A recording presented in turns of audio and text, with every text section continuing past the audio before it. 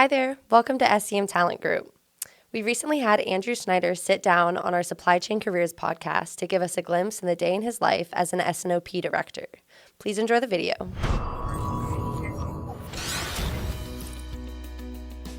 But you maybe talk our audience through where one may start out, call it more broader planning and the different types of fields that help shape someone to move into more of this broader holistic S&OP or IBP arena. Yeah, absolutely. So particularly those, and again, preaching to my own sort of modern alumni groups, but those in economics, it's wonderful to find state or federal jobs where you're doing macroeconomic research.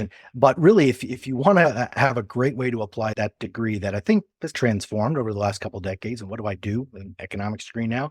Demand analyst is a great entry-level role, as is supply planner, as is logistics specialist. The good news is we've gone from, I talked about before, buyer planner, which was the Wizard of Oz behind the scene, not the entry level. I do anything I'm told to do in supply chain, to really specializations of these knowledge workers. What I particularly like from a learning perspective, Rodney, about the demand analyst role is I believe there's an active difference in the verbs analyze and plan.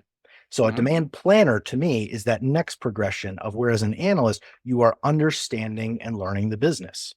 If you think about it, we worry about automation coming in and taking jobs away. We've had, luckily, in the field of demand planning, which is a sector of supply chain, a sector of financial planning. It's part of S&OP. There's been systems for years that will do what's called backfit testing. So throw a bunch of statistical models at it, pick the one with the least error, and let's run with that. But the problem is, those systems don't understand the business comings and goings that shape and move that demand. So you talk about things like price elasticity. It's not going to know 3 times in the 3 years of history you loaded, you changed price. Where an analyst comes in and understands, I saw the elastic or inelastic impact of that for the trailing 6 months. Demand went up, demand went down. We had account loss, but we got more profitable accounts. Those are the things where you are learning and engaging the business, and you are taking the art of what becomes a demand planner and saying, now we have everyday decisions to make in S&OP or just in business in general.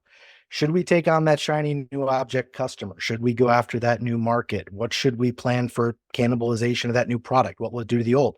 And being able to say as a baseline, I've had that experience to understand what the history can tell me, but I don't just want, as the saying goes, want to drive the vehicle just looking out the rearview mirror. I got to see what's coming.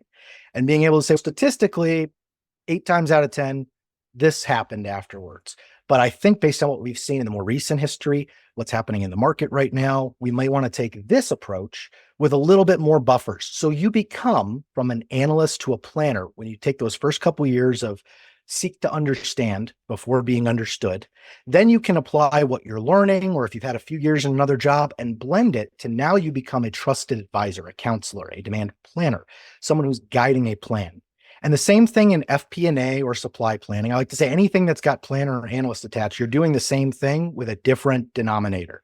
So you are doing a plan versus an actual.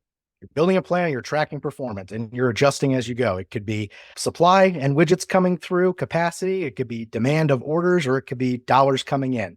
So it really applies to all those. I just use the demand analyst as an opportunity to say, I think it's a wonderful way to walk in and really take that humble approach of, I want to learn what systems and statistics and math and AI can do well.